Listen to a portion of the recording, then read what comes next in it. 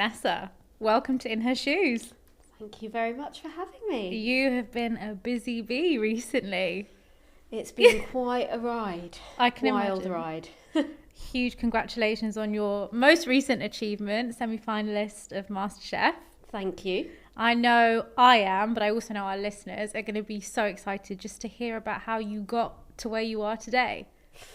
It's a roller coaster. Yeah, it has been. It's been a mental, a physical, like an emotional one at that. It's been quite the journey. So we're going to get into it. So I want to start way back. I want to go back to Vanessa. Vanessa, I even knew when we were younger, pre that point actually. So where did you grow up? Grew up in good old Croydon, you know? Love Croydon. It always gets a bad reputation, but it's quite a nice place actually. Born and bred there. And siblings? Only child. Only child. And both parents were around? Both parents, married for 45 plus years now. Wow. So pretty average only child upbringing, hopefully not too spoiled, but I definitely didn't have to fight for anything, that's for sure. It was a really, really nice childhood, and when I look back on it now with a completely different lens, post-diagnosis of autism to pre. I have really fond memories of being a child. And when you were the child that Vanessa was back then, what was school like for you? Because were you a competitive child? Were you an ambitious child? When you look back now, and you just mentioned that you kind of see it in a different lens, did you see it differently before, that competitiveness or the ambitiousness? So, ironically, I was never the ambitious, competitive type, but I was academic. And that's not because I'm smart or because I enjoyed studying. It was because I had a photographic memory. And for a long time, that used to overwhelm me. So it took me many years to harness that. Yeah. But when I did, I realised I could literally study something the night before, be in my head, which was very frustrating for my parents because they're like, study, study, study. We paid like good money to send you to a private school. You know, my parents were not rich. They struggled to afford to be able to send me there. And it just looked like I was the child that was like, yeah, whatever. I don't have any great ambitions to be a doctor, be a lawyer. But then, you know, you do what is expected of you from your parents, from society, from everything. School was not an easy time, but I didn't struggle too much in an academic sense, that's for sure. When you say it wasn't an easy time, what do you mean? Well, now I look back with my autism diagnosis in hand, I realise why I struggle so much to make friends, fit in, struggled in the canteen environment from smell, sounds, struggled eating around people. It was all picked up in different ways where it was seen to be you're a female.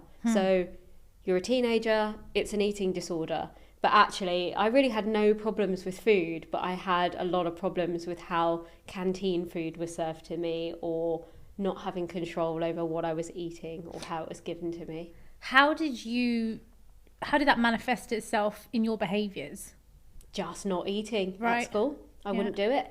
Often I would take safe foods. So there was always the option of chips. This was before like Jamie Oliver got involved and was like, we need to feed kids healthy food. I was the one that would ask for the beige stuff. I would take stuff, put it in my pocket, go to the toilet and eat it safely. Or, you know, there were situations in my childhood where I had a childminder after school and they used to feed me and they were very concerned that I wasn't eating and it got back to my parents. So then I learned to stuff my pockets full of food and then flush it down the toilet. Oh my God. Because it just wasn't the food that I could eat. Yeah. And it was lovely. It was homemade food and I feel really bad now as an adult looking back. But for me, that was the only option. And then stuff used to float in the toilet. And then they were like, they went back to my parents saying she was throwing food down the toilet. And then I looked like this brat who just wouldn't eat home spoiled brat, yeah. You know, the diva that won't eat a homemade chapati. Like, how dare she? But it's because you put ghee and I don't want ghee on my chapati. This is not the chapati that my grandmother makes. all of these things. And so then I started to put it in tissues and then have to try and get rid of it elsewhere. It was like a whole thing at 6 years old. Wow. All just to go under the radar. Yeah. So it's very interesting when you say, ambition, these things. My whole goal was to just try and go unnoticed. Yeah. Um, You try to go unnoticed. You go on to study law. yeah. What was the genesis of the law degree? Was it kind of parental guided? Was that what you wanted to do? I wanted to get into food, but that wasn't an appropriate career for a brown girl whose parents have paid for private school. I would love to have known that conversation. Yeah, well, yeah.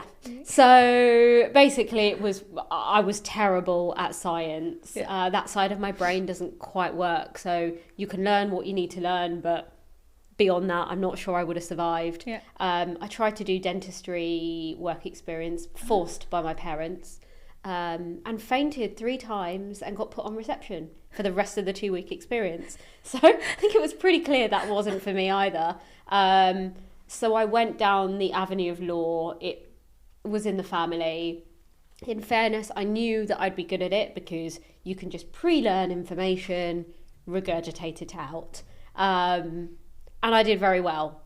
And then I guess the issues only really became apparent after you finish your law degree and you're thrown out into the real world. I struggled with university just because of the transition and the changes. You're meeting so many new people. So actually, I worked throughout university. So I went in for lectures and just got myself a job so that I didn't socialise. I didn't really go out. I don't have any friends from my university. I have friends from outside who went to other universities.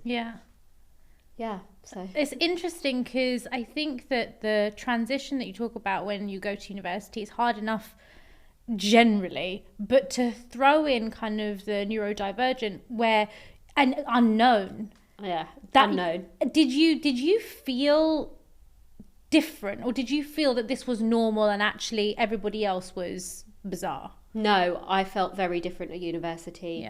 Mainly because, at least in the first year, maybe first 2 years, questionable. Most people's goals were just to go out and have fun. And I guess it was very apparent that most people, the majority's people's idea of fun was not what I deemed to be fun. Like, Nando's was just existing back then. It had just started. I was like, let's go to Nando's. That's not fun. People want to spend their student loan on in the bottles. student, in the student union, but it's loud. And then go clubbing till like 4 a.m. That is just not fun. So, unfortunately, I didn't want to miss out. So I did force myself to go clubbing in occasions, but I wouldn't drink because it would just be sensory overload. And actually, I was like, there was no Uber back then. I was the Uber driver. I used to drop people home. And I didn't even charge them for it. Can't believe. But like the highlight and the treat for me putting myself in that situation would be a drive-through on the way home to get my comfort food. And actually, that is something that grounds me. Food, and beige food in particular. When I'm in awkward situations, I'll use that as a coping mechanism. Wow. So, every night where I'm uncomfortable will end up in McDonald's. And that kind of grounds me, and I feel, okay, I can move on now. Side topic, what is your McDonald's order? It's a big topic for me. Okay, so like the full order? Big Mac, fries, obviously, and then 20 chicken nuggets. 20 chicken? Full chicken nuggets, But if it's like I'm not that hungry day, then 9. Okay. Yeah. All right. Yeah. Oh, and then an apple pie, obviously, if you're going to have dessert. Yeah. That's an impressive order, I have to say. I always say that you're my friend if you know my McDonald's order. And so it's how I test people. So my McDonald's order is a filet of fish meal, extra tartar sauce. Like if you don't get me extra tartar sauce, there's a problem. Fries, Diet Coke, and 2 sweet curry sauces. And it has to be 2 sweet curry sauces. If I don't, I won't eat it. It's just pointless. Good for you. Yeah. I hope that tartar sauce is evenly spread as well, because Yes. it really bothers me when they just put like a All in one random place. dollop and it's like, this is not for me to cover the whole fish. I'm glad that we're kindred spirits over McDonald's. That's great. So you studied the law degree, and when you left, what was your first job straight out of university? I was very, very fortunate because actually I graduated at the 2008 crisis. It was like impossible to get a good job unless you were quite well connected. So I have loads of people that studied law at the same time as me that couldn't get a training contract for many years. Yeah. I was very lucky to be able to get one at a very good firm. But as soon as I was thrown into that environment, I knew it was just not right for me. It was very corporate. It was cutthroat. You do a lot of work, and actually not the high level work. You do the work. Gritty, yeah. Yeah. And this is just not the kind of work that you studied. You're an admin person now. This is not what I studied at university. And I guess not the expectation that I thought it would be. However, a partner who's reading your lovely summaries and all the work that you've done is getting paid appropriately and doing what you think You were meant to. Yeah. But it was also just the environment, the hours, just the setup. You know, office environments are very clinical, the light. There was no things like Deliveroos back then. No. You know, it was, you work 16 to 18 hour days, you do the magic roundabout, you get in a taxi, you shower, you come back to work, you do all-nighters, and you have Chinese takeout if you're lucky, or a pizza. How long did you do that for? Till I was 25. So I did my training contract, then 2 years post-qual, because you've got to, I wanted to qualify. I haven't put Done myself through all of that to just walk away. And then, a year later, I was just like, this is not for me. And I actually got to breaking point where I just walked away from it all.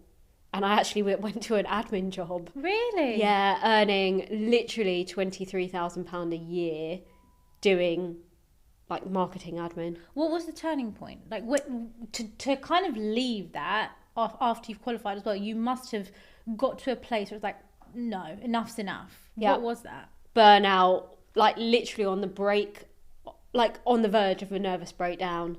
Got diabetes from just eating terribly and being just overworked. Yeah. And my dad made a really good point. He said, for the amount of money that you earn, which is exponentially way more than a lot of graduates your age, actually the hours you work, you'd probably be better off working in a supermarket, and at least we get discount on food. So, fair point when you do the math and you just think, this is not really my dream. This is somebody else's dream. I didn't really want to study law in the first place. So, left it all behind me. Because actually, it's really, really difficult to leave such a trained profession, because everyone else is like, what you're a lawyer, like why would you want to do this marketing job? So actually it was really difficult to even get a job as a receptionist, because what experience have I got? None, apparently. Overqualified is what what many would, I'm sure, say. So you went to then get the admin job. Yeah. And how long did you do that for? So I did that for a good 5 years, but it didn't stay as admin. So obviously the company needed somebody to do this marketing role, marketing admin role. And basically it was a startup. Yeah. And for the first time I was like, this is my kind of environment. I can come in wearing this. It's casual. It's young people. It's not corporate. I struggled with the lack of like structure and routine, but at the same time I was so happy to be out of the burnout crisis that I was in before, that actually it was quite liberating for a bit. And then eventually, because of my skills, my background, I ended up falling into compliance, which I thoroughly loved. For the same company. And I stayed there for like 5 years, did really well, traveled the world. Yeah, it was great. That is incredible. It also just goes to show that you followed your heart. And by following your heart, the universe kind of just came to you and said, we'll meet you where you are. Yeah. So although you wanted to walk away from what was deemed possibly success on paper, and then take this admin role, actually, you ended up where, to the next milestone of where you needed to be. Totally. that, and also it takes some good people, you know, Yeah. to really help people out, because the CEO of that company was just, he was so supportive. He, you know, whatever I wanted to do, even if I wanted to retrain, he would have kind of supported that. Wow. So you were there for about 5 years? 5 years, yeah. Wow. And then from there, what happened next? Stayed in compliance because it's known. Yeah. And it was just a matter of then finding the niche environment that I could work in. So at one point I had to leave that job because traveling was actually too disruptive.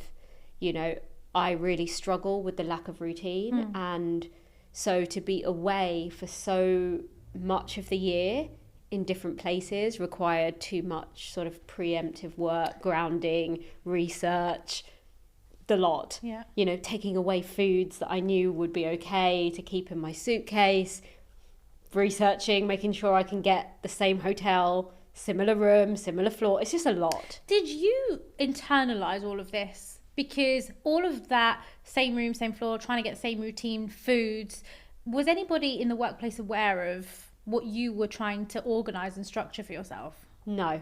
But ironically, I wasn't aware myself. It's amazing how your subconscious mind works in order to survive. Yeah. So I know I could not go to the Philippines for a month for the first time without having safe foods. Like, I just couldn't do it. So, rather than try to admit to everyone, this is my niche, I need chicken nuggets, I need to be near a McDonald's. What if this is a country that doesn't have chicken nuggets, you know? Yeah. I played the diva role. Oh, guys, I need to take away 2 suitcases, so can you check me like an extra luggage? They weren't filled with clothes, they were filled with pot noodles, things that I knew I could basically cook in my hotel room, so I didn't need to leave if I didn't want to. Wow. Yeah, and it had to be the same hotel that was attached to a mall. So, you know, I remember once my colleague was like, oh, you can stay in this other Shangri-La, which is newer and nicer. And I was like, it's apparently cheaper as well, so you're saving the company money. And I was like, no, because that is in the middle of a city where I wouldn't be able to access the things I needed to, whereas the other one is attached to a mall. You get everything you need. Correct. So you there for 5 years, you're navigating kind of all of the travel, all of the things that essentially working in quite a senior position and one that the company relies on, you know, there's a lot of responsibility on you as well. So you've done this for 5 years. What was a turning point to then say, what's next? Well, I hit 30. I thought I need to get a flat because that's what society tells you to do. Buy a property, you know, settle down. And at the time, I was really, really trying to date. And all relationships were just failing at the first hurdle because, you know, it's not acceptable for you to say, oh, by the way, great first date. However, I'm going to be gone to the Philippines for a month, so I'll see you when I'm back. Like, you're not going to get a text back, that's for sure. Yeah. And this was a long time ago. So, I just thought if I want to do what I'm told and, you know, do what society expects of me, settle down, I'm 30, buy a flat, I need to be here. So I actively started looking for jobs that were just UK based with not very much travel. And it obviously turned out quite well. Yeah. Turned out really well. I mean, there was a little step in between where I work now, but yeah, I'm currently in sport, loving working in sport, can wear trainers every day, work with great people, still am using my degree and the knowledge that I guess I studied a long time for. Yeah. And yeah, just found my niche. How does working in sport compare to working in that previous kind of corporate world? What would you say are the differences? Well, I think I'm in a privileged position because although I work in sport, I still work on the corporate side. But yeah, just it almost operates as a startup, which is fantastic. Everything is relevant. Everything is seasonal. People are very relaxed. I've not experienced anything like this. So it's a tough industry to get out of once you're in it because where can you go? Yeah. And so BT Sport, right? Yeah, so BT Sport is now TNT Sport. So. Okay. So when you've been in the role for how long now? 6 years My now. gosh. Yeah, it's been a while. It's been a while. Yeah. And so at what point did Masterchef come into this whole equation? Well, Masterchef has always been a bit of a dream. Yeah. But always a pipe dream, believe it or not, because I love to cook, but cooking is the thing that I need to ground myself. Yeah. But it's also the thing that I need in order to provide myself with the food that I know I can eat without struggles. So I guess I've always cooked. I've watched it and thought, I want to do it. But I've never, ever had the guts to do it. When I got my autism diagnosis, part of that unmasking process was really trying to work out and sit with who is Vanessa, unmasked, autistic, masked Vanessa as well. So the three very separate personalities, and actually trying to own my authentic unmasked self gave me the confidence to apply, and also apply, I guess, as my authentic self, not cooking the foods that I think I should cook to get further on the show. Yeah. So I think I actually applied at the best time of my life, because had I applied pre-diagnosis, I probably wouldn't have got that far, or I would have been, either way, whenever I left the competition, presuming that I didn't win, I would have been absolutely gutted and always lived with the regret of, like, this is not the food that I actually want to cook or I cook. I'm cooking this because I think that I should. Yeah, yeah. So yeah, it all happens for a reason, I think. It does, and I think timing is everything. Yeah. If you could kind of look back and say, you know, what were the things that I wish I could tell myself, the younger self, what would some of those things be? It's okay to be you. I think that's the most important message, you know. Own your authentic self. And it's so underrated. People say it all the time, but actually it's so easy to live in autopilot mode. We do things because we're just conditioned. Yeah.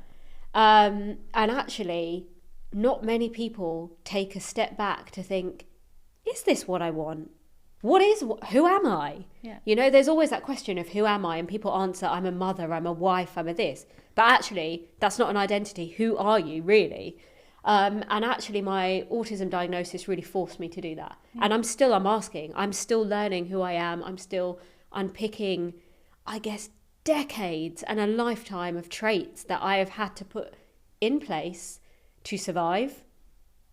And it's just learning what those are, because I'm learning new things about myself all the time. Yeah. What if you were to, because back when we spoke about kind of school and the early years, do you think that there's work to be done kind of in education or in the early years to help identify some of these things early on? 100%. I think things have got way better, and schools are better equipped. But I mean, I'm 37. This just wasn't apparent back then at all. And I think we're all learning now that, you know, neurodivergent females show up very, very differently to neurodivergent males. So ADHD, autism, the traits will be very, very different, and often will go in both. Yeah, will often go very unnoticed. Right. You know, girls will do what they need to do to fit in and survive, and you know, yeah, it doesn't mean that they're thriving. And people make excuses for boys far more, you know. They haven't got ADHD, they're just really boisterous. Boys are boys, they run about. That's just what they do. Yeah. You know, as a girl, you should sit there, be quiet. And, you know, my lack of confidence, my introverted nature, even as a child, was seen as a bad thing. And so the answer to that was my parents put me into Stagecoach, where actually you learn to survive by acting. Yeah. And actually that was probably the worst thing they could have done, because that equipped me with the acting skills that I needed for life. Yeah. And, you know, maybe life would be very, very different if I had a diagnosis back then. But also, diagnosis for children that are happy is far harder. You know, I was a smiley, happy child, mainly because my parents didn't put themselves, let alone me, often in environments that would trigger me. Yeah. So, of course, I was living my best life at home with my dollies lined up. But all the signs were there, you know. I like to think I'm a creative person, but I'm a very literal creative person. In what ways? So, as a child, I would only play games that were real life, you know, playing mummy and daddy. But I could not imagine creative things, you know, like unicorns. If unicorns were a thing 37 years ago, I'd be like, categorically no. Yeah. They cannot exist. Yeah. Sorry, spoiler alert. Yeah. But they can't. You either have a horse and you stick a cone on its head. Yeah. My Little Pony. Yeah. Like, it's not realistic for a pony's hair to be purple. I don't want it, Mum. Yeah. I want Polly Pocket. Yeah. Yes, she had quite a unrealistic perm. But, I mean, there's lots of hairdressers out there that do all sorts, so... Very true, very true. So we spoke about the diagnosis. When was it that the diagnosis happened for you? And what was the catalyst that essentially took you to that point? So I think we're approaching almost 3 years now post-diagnosis for me. And there's lots of neurodivergent people out there that are like, I always knew I was different. I always knew I struggled to fit it in. I always knew... my brain worked differently. I didn't. I was completely blind.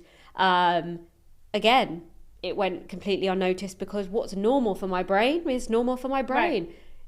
Also normal for my parents as well. Yeah. So I guess I never realised, but it was only because of COVID. I lived alone. And I guess what I thought was introverted Vanessa, I was like praying for more lockdowns. Yes, bring on another variant. I don't want to socialise. I don't want to go to an office. I don't want to go out to see people. I loved it. But I did arrange to go on a daily walk with my neighbour. Now, this was a neighbour who I'd only see like when we're putting out bins, you know? And actually the walk every day, it was very, very obvious to him that I was autistic. Like, surely I knew I was autistic if he knew I was autistic. So he just casually dropped it, you know, like, oh, it's because you're autistic. I was like, quite offended at the time, you know, because I only knew about stereotypes of autism. Right. And I was like, but I'm verbal, you know, like, what? Anyway, the research started, the special interest, and then months later I was like, I actually think I am autistic. You know, I wasn't able to do those walks unless I knew the route and it was familiar. Like, and also it was the same time. You have to, like, it has to be the same time, same place. If it's raining, I'll struggle because then it's a sensory nightmare. Whereas, you know, for a long time you're just perceived as a diva that doesn't want to get the hair wet. It's not that at all. Yeah. I mean, I haven't brushed my hair today. That probably says enough. It still looks great, yeah.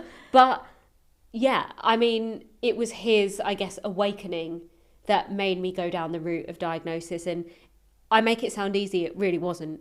Unfortunately, I hit a lot of hurdles. The GP many a time basically says, sorry, waiting lists are ridiculous. We are prioritising young kids that need support. Wow. I've even had, you're 35, you're independent, you've got a job, just get on with life. No. Like, you don't need support. And I now obviously being autistic, I know it's like a trait. I live my life in a very black and white way. It has to be defined. And not knowing was killing me. So I decided to pay to go private, and I'm very fortunate, and I'm very aware that I'm fortunate enough to be able to afford to do that. But even that wasn't easy. Trying to find a private clinic that didn't have a waiting list that was still a year was very, very difficult. You can't just throw money at a situation anymore because everyone that needs support is also trying to throw money at the situation. So yeah, it still took 8 months to be diagnosed. Wow. Yeah.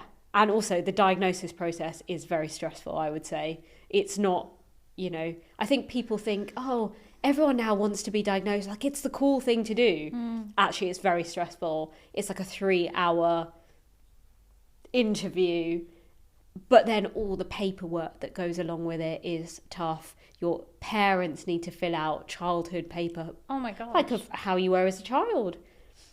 If they remember at this point. Yeah. But yeah, it was intense. And also, like, I haven't had therapy, but I found that to be quite traumatic at times, Yeah. you know, going through things, being forced for the first time without realization to tell a stranger why you're actually like they're trying to pinpoint why I'm struggling in this situation.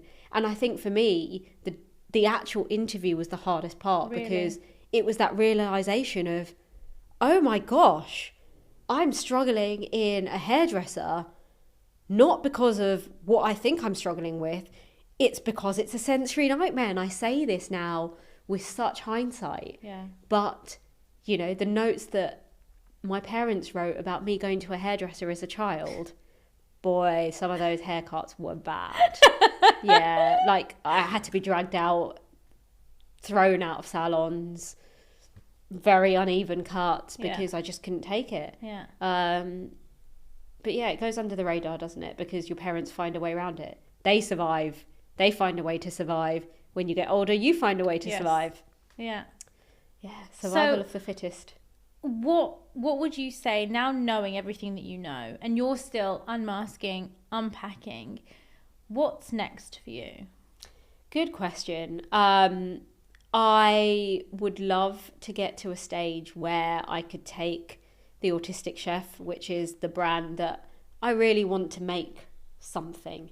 You know, there is currently nobody out there owning the food space that is neurodivergent, that is catering for neurodivergent people. You know, people call people like me picky eaters, fussy eaters. We're not. Yeah. Everyone likes what they like. And for a lot of us, it's not picky eating, it's not fussy eating, it is a necessity in order to survive. So, yeah, I really want to try and help as many people as I can in that space. Parents like mine who also struggled so much. And yeah, I would still love to stay in my sport day job because I love it and I love routine and I love structure. It's about, I guess, combining all your passions and doing what's best for you. And, you know, people always ask you the question of what's next, and I don't know whether it's because I'm neurodivergent that I'm actually quite happy with where I am. Yeah. I really am. And I don't think that we should be ashamed to say that. Yeah. You know, I have no ambitions to be a CEO. I have no ambitions to do any of those things in the corporate world that most people have. My ambitions are to be happy, to be my authentic self, to help other people, and to just champion, like, authentic living. Yeah.